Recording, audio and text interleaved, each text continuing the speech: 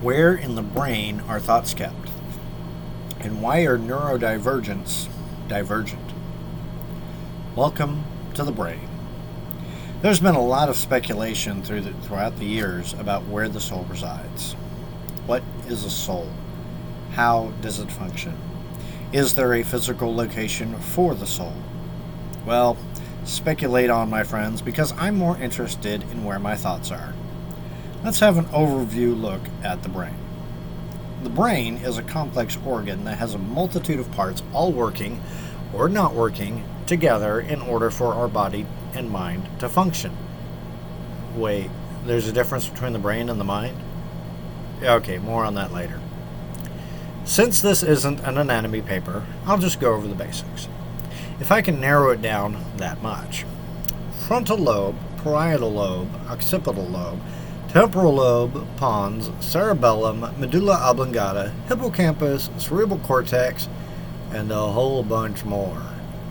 Okay, that's a lot to go over, and that's just an overview. Let me see if I can narrow it down a bit more.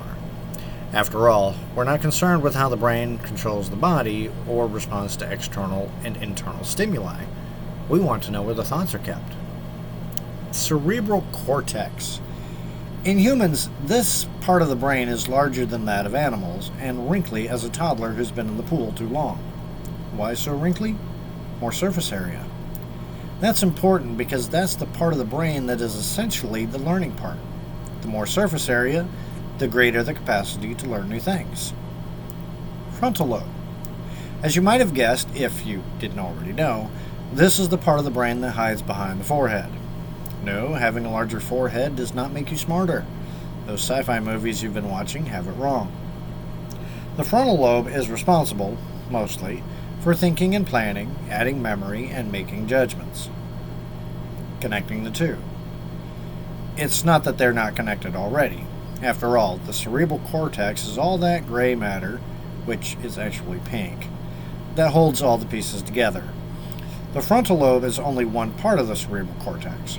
Where it begins and ends is anyone's guess, but the consensus is that it takes up a good portion of the brain. Unlike the drawings in anatomy class, there's no clear line that separates one section from another.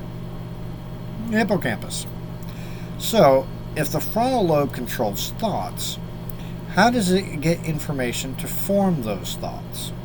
Well, from the higher learning part of the brain. Unlike the frontal lobe, this is not part of the cerebral cortex, but it is still connected.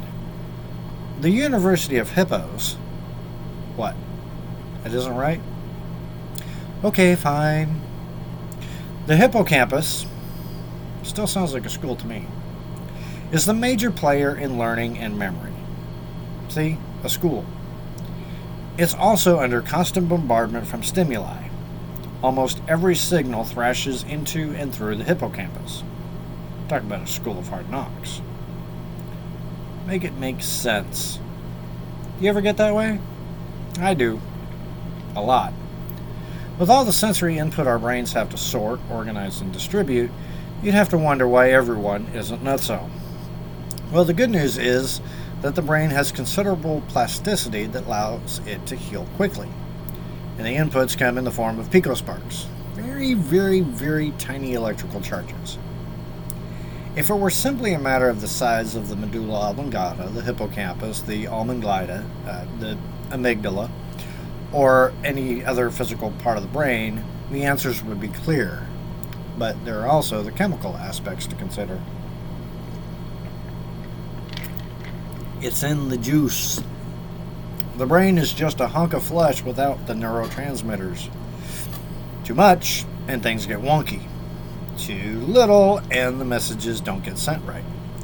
For people with ADHD, there's a lack of norepinephrine.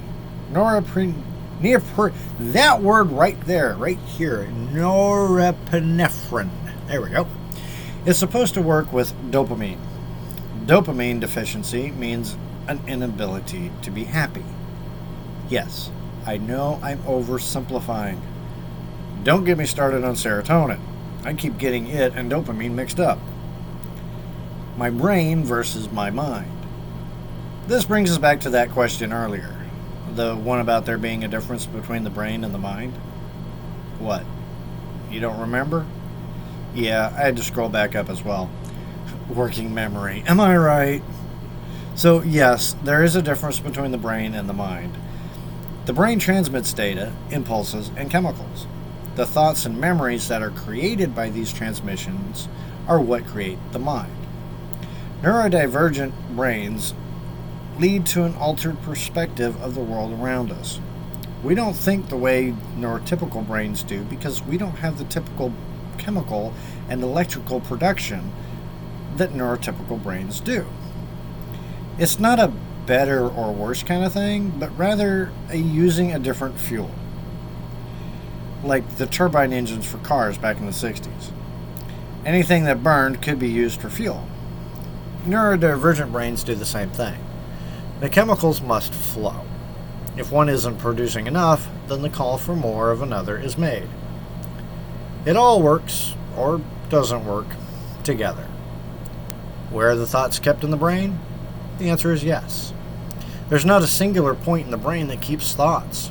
There are parts that harbor memories and parts that create new thoughts. There are parts of the brain that transmit data and parts of the brain that stores it. Short-term and long-term information are filed separately, and it all comes together to create the mind.